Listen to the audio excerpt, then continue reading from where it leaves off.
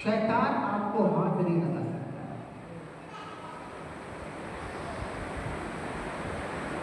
इसलिए खुदा कलाम कहता है, एक व्यक्ति यरूशलेम से यरीहो की ओर जा रहा था। डाकुओं ने पहला एक काम होता है, याद रखिए, इससे पहले शत्रु आपको मारे, शत्रु घेर लेगा।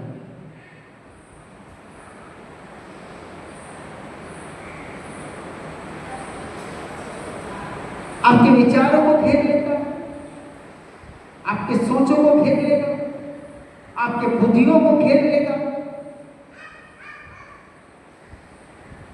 फिर क्या हुआ? आज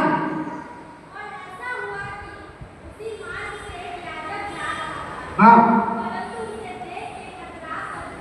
सुनिएगा, याजक, अगर आप बोलूंगा प्रीस्ट, पादरी,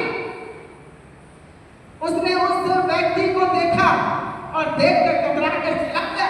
हाँ, ये भी आया, ये भी खुदा के लोग थे। हाँ जी हाँ, एक सामरी यात्री आए। हाँ, और उसे देख कर तरस खाया।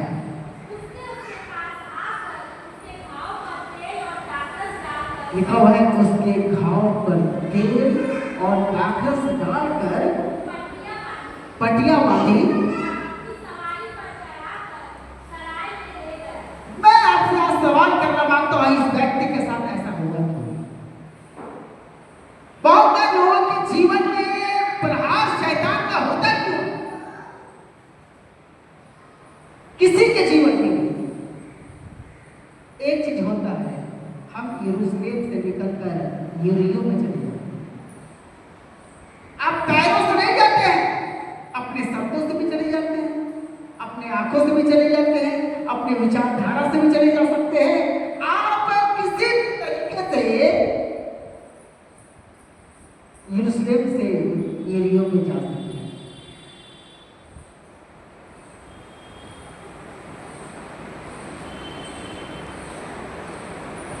क्यों? शैतान आपके लिए कुछ प्लानिंग कर रहा है जो सक्सेस नहीं होगा। शैतान खुदा कलाम में कुछ इस तरीके से लिखा हुआ है, मेरे साथ निकाले, यूहन्ना 8 उसका 44। आप जानिए शैतान का क्या क्या चीजें हैं। हाँ, 8 का 44, यूहन्ना 8 उसके 44 को पढ़े निकाले। लिखा हुआ है, तुम अपने पिता शैतान से हो और अपने पिता की लालसाओं को पूरा करना चाहते हो। लिखा हुआ है, तुम अपने पिता शैतान से हो और उसकी लालसा को पूरा करना चाहते हो। वह तो आरंभ से क्या है? क्या है? शैतान क्या है? ऐसे हाथ नहीं करता, ये वाला चाकू नहीं मारता, वो ऐसे मारता, उससे खून नहीं बहता। लिखा वो आरंभ से हत्यारा है और सत्य पर स्थिर ना रहा। लिखा हुआ सत्य उसमें है ही नहीं, सत्य है ही नहीं, छल की, धोखा की बात। क्यों? तुम अपने पिता शैतान, उसमें है ही नहीं। आप समझ सकते हैं,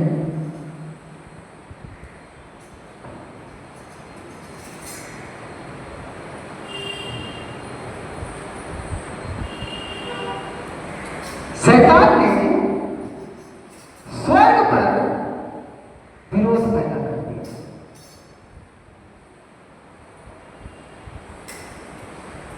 आज भी वो शैतान लोगों के अंदर विरोध का आत्मा पैदा करता है।